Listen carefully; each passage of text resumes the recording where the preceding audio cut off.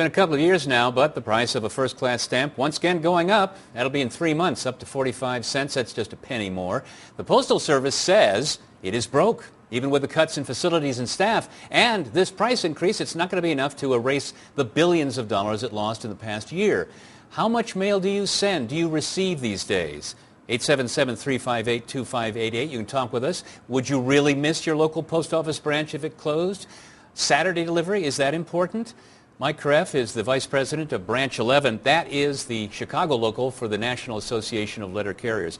Mike, you sent us this statement today. I read all the way through it. It sounds like you just don't believe the Postal Service numbers, that it isn't broke, nor is it losing as much as it says it is.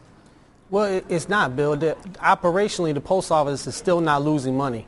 Even though we're in a deep recession, even though a lot of the businesses that traditionally have used the Postal Service, like the banking industry and real estate, are mailing a lot less correspondence, the Postal Service operationally is still breaking even, which is what it's supposed to do. Why are we being told it lost $8 to $10 billion in the last 12 months? Well, it's reporting a loss in income because it has to put aside money each year due to a 2006 law that mandates the Postal Service to put aside $5.5 billion every year into a separate fund that is supposed to pay for future health benefits for retirees 75 years into the future.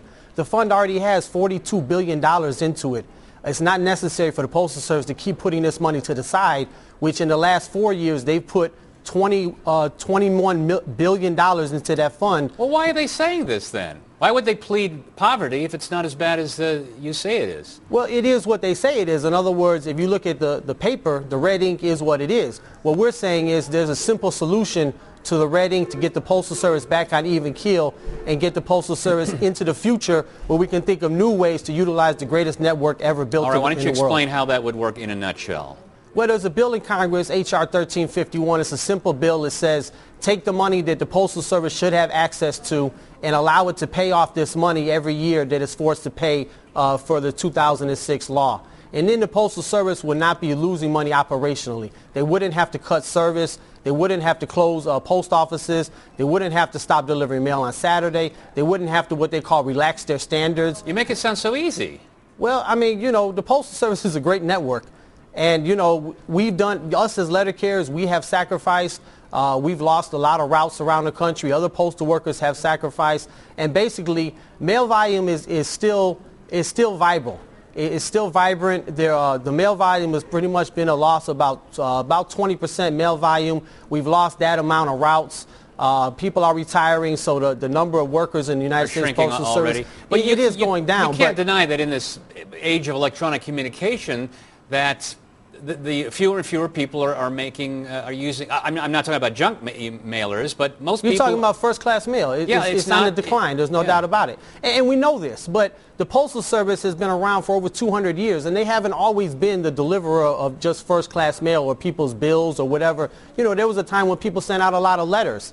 And when people stopped sending letters, they said, well, that'll be personal correspondence. I know. It's something like 3% of the mail, where it used to be a much larger percentage. Nobody writes letters anymore. And that's true. And that business probably won't come back. But what the Postal Service is a delivery network.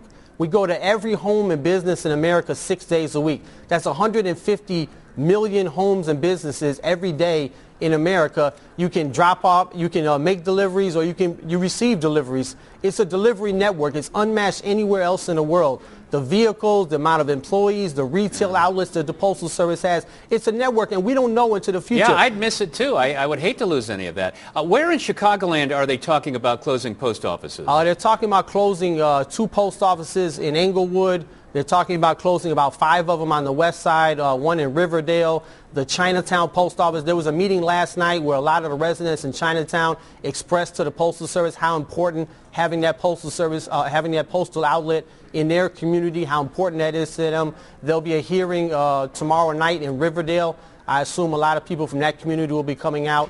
But, you know, there's not a necessity to cut the Postal Service right now. All right. The more you cut, the less revenue comes into the system. You know what happens. Mm-hmm. First of all, we're not delivering on Saturday, and then we're talking about cutting Wednesday. We're talking about cutting Friday. All and right, pretty Mike, soon you're getting mail once a week. You well articulated the point. Thank you very much. Thank you, Bill. Appreciate it. Mike Caref, he's with the National Association of Letter Carriers in the local branch number 11. Well, next, hours of debate stage prep in a matter of moments, and the new app that automatically contacts your lawyer.